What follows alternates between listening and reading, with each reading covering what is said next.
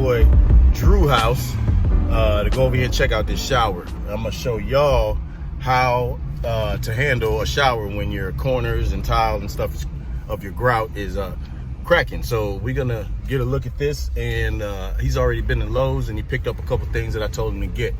So stay tuned and we will show you how to maintain and make minor repairs to your shower. G-Dub.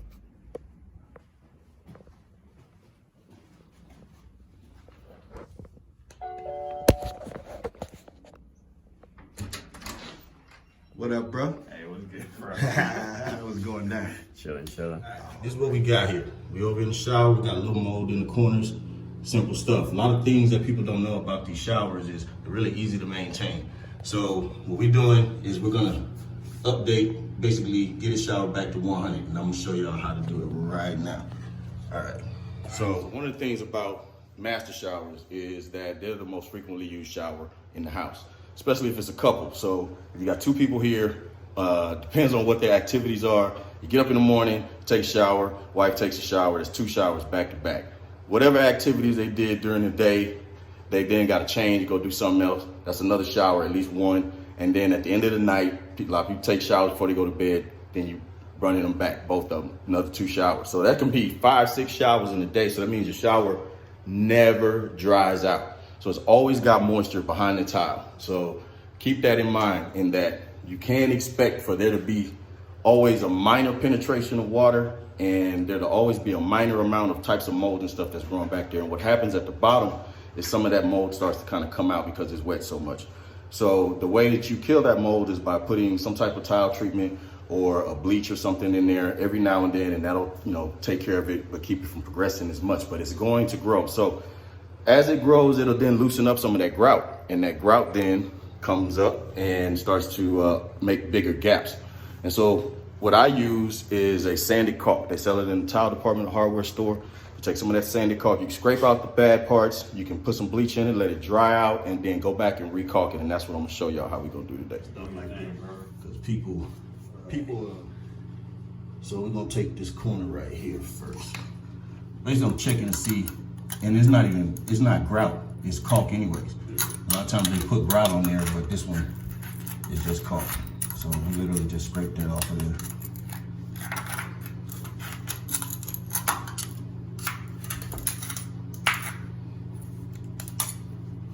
Now what I do recommend though, we take this off and then let it dry a couple hours to where it's completely dry, and then we can seal it back up. Typically though, you should let it dry like overnight, but just give it some time.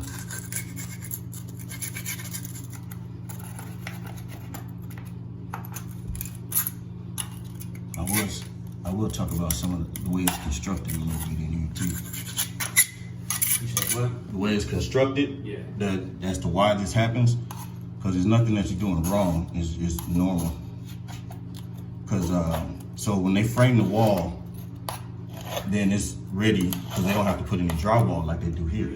So that's when once it's framed, the plumbers come in and they set this drain, and then they put a rubber membrane down that goes up around the walls about 18 inches high, and that's like your final waterproofing right there. And so then when the tile guys come, they put hardy backer on top of that, the fiber cement board, and then start putting the tile.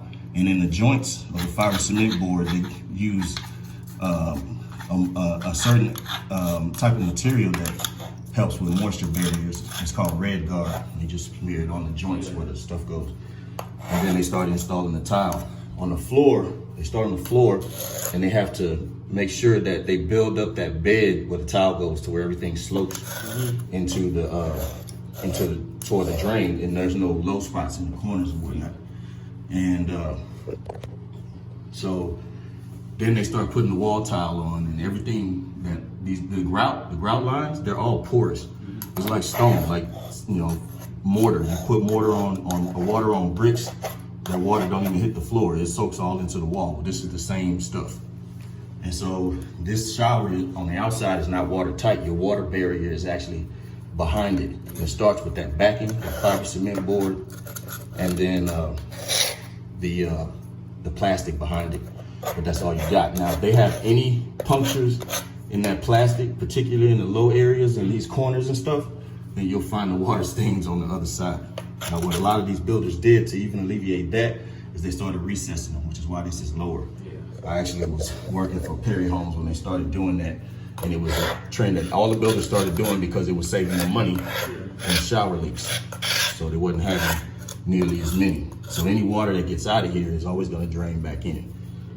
So, but you'll have more mildew problems at the bottom because that's the lowest point of the house right there. And that water has to seep. So if you're taking showers in here, 4 or 5 showers a day, the mildew is going to come eventually. So what you can do is there's certain tile products. Tilex, I think, makes one, like an after shower spray.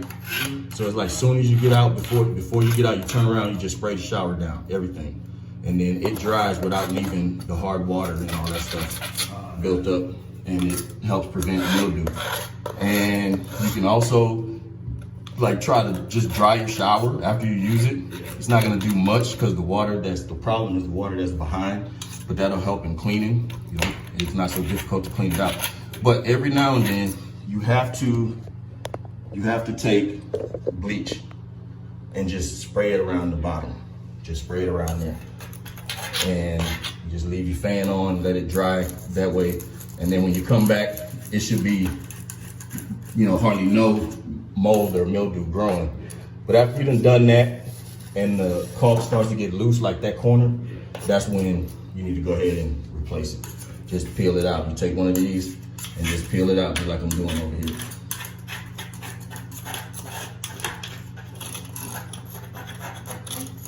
So this is step 1, where we basically take all of this stuff, take it out, get prepped for redoing.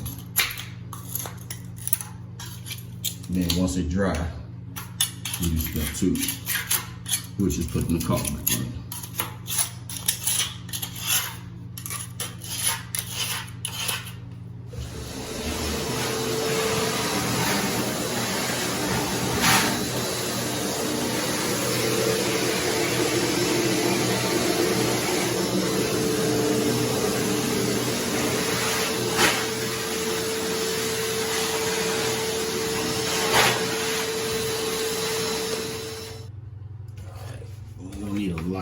Just really to get some in there, and that'll take care of it. Like, that's good.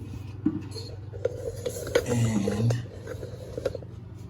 some in these little weep holes. Come on.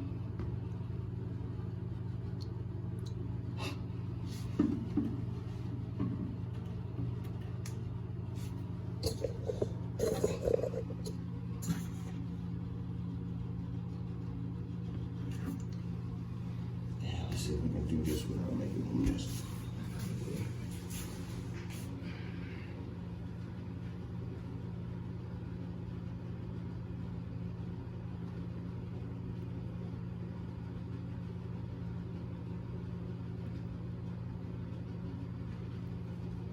This should be good. All right, I'm gonna wipe that off because whatever you put it on is gonna bleach it. All right, y'all, we back. It's day 2. All right, y'all, we back. It's day 2.